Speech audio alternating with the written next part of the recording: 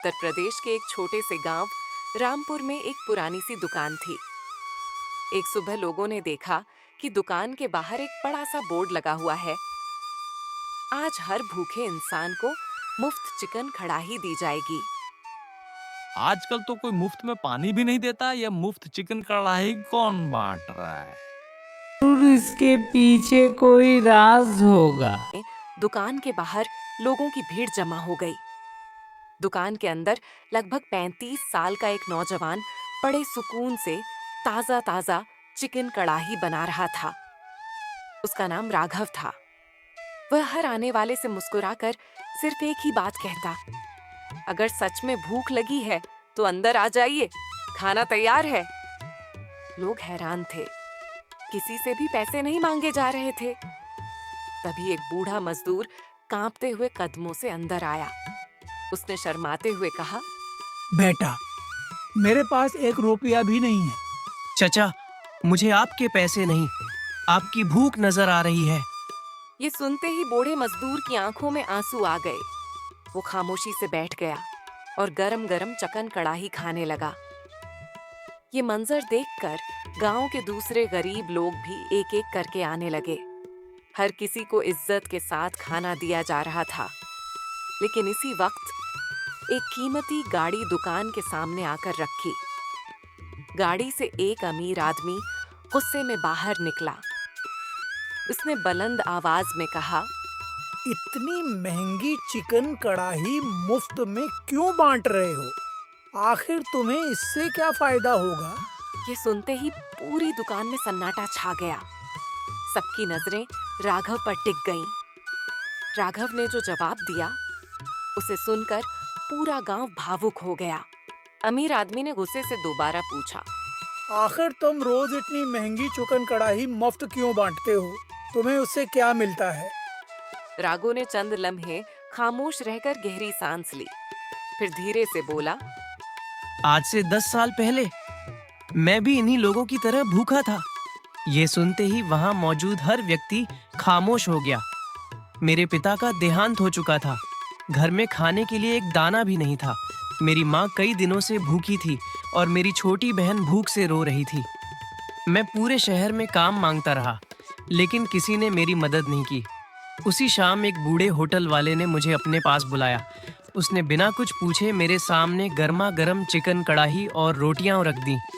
मैंने कहा, बाबा जी, मेरे पास पैसे नहीं हैं। बूढ़े ने मुस्कुराकर कहा, बेटा, आज तुम खा लो। जब जिंदगी में कामयाब हो जाओ तो किसी और भूखे को खाना खिला देना। यही इस खाने की कीमत होगी। मैंने उसी दिन वादा किया था कि अगर कभी भगवान ने मुझे इस काबिल बनाया तो मैं किसी भी भूखे को खाली पेट नहीं सोने दूंगा। दुकान में मौजूद हर व्यक्ति उसकी बात चुपचाप सुन रहा था। अमीर आदमी का गुस्सा भी अब शांत हो चुका था। लेकिन तभी एक छोटा सा बच्चा हांफता हुआ दुकान में दाखिल हुआ। उसकी आंखों में डर साफ दिखाई दे रहा था। वह रोते हुए बोला, अंकल, मेरी मम्मी 2 दिनों से भूखी हैं। क्या आप एक प्लेट चिकन कढ़ाई मेरे साथ घर भेज सकते हैं?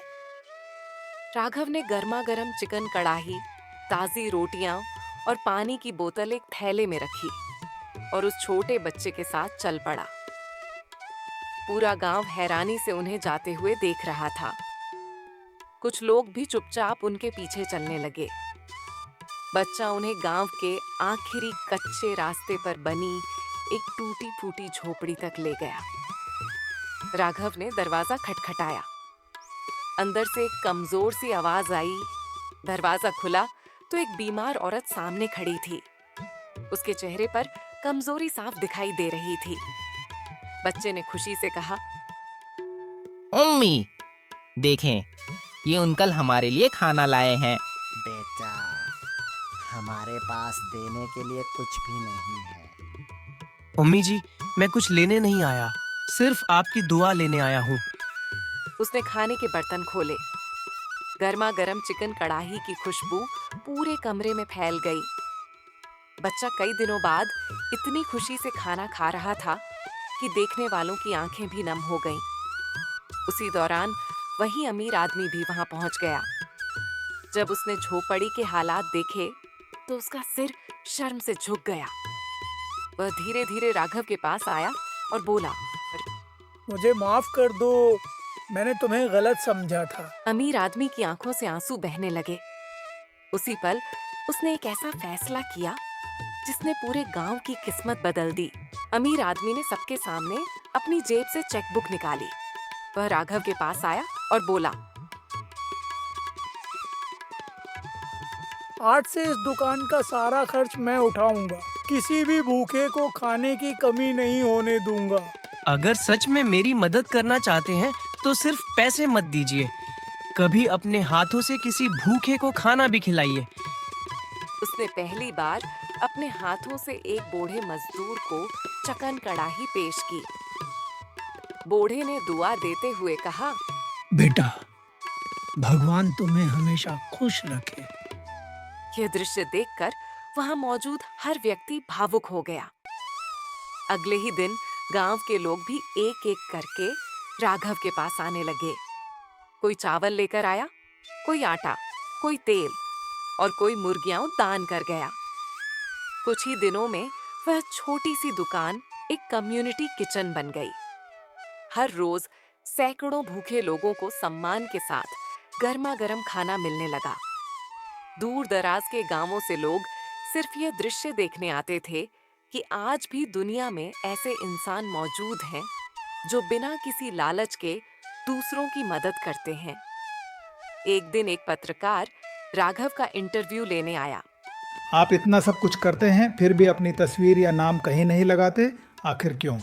नेकी की सबसे बड़ी खूबसूरती यह है कि उसे शोहरत की जरूरत नहीं होती। अगर एक भूखा इंसान पेट भरकर दुआ दे दे तो मेरे लिए वही सबसे बड़ा इनाम है। यह जवाब सुनकर पत्रकार भी खामोश हो गया। अगले दिन अखबार की सुर्खी थी, एक ऐसा इंसान जो मुफ्त चिकन कढ़ाही नहीं, उम्मीद बांट रहा है। ये खबर पूरे शहर में फैल गई और उसके बाद जो हुआ उसने सबको हैरान कर दिया। ये खबर देखते ही शहर भर से लोग उसके कम्युनिटी किचन पहुंचने लगे।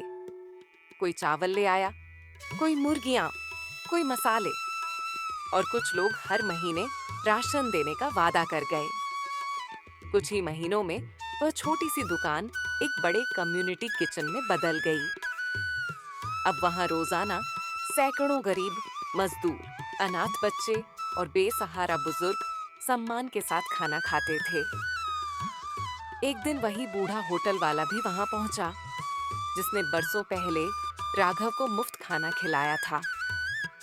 राघव ने उसे देखा तो तुरंत दौड़कर उसके कदमों में बैठ गया। उसकी आंखों से आंसू बहने लगे। बाबा जी, आज जो कुछ भी हूँ सिर्फ आपकी एक प्लेट खाने की वजह से हूँ। अगर उस दिन आप मेरी मदद न करते तो शायद मैं आज जिंदा भी ना होता। बेटा, मैंने तो सिर्फ एक वक्त का खाना दिया था, लेकिन तुमने हजारों लोगों की भूख मिटा दी।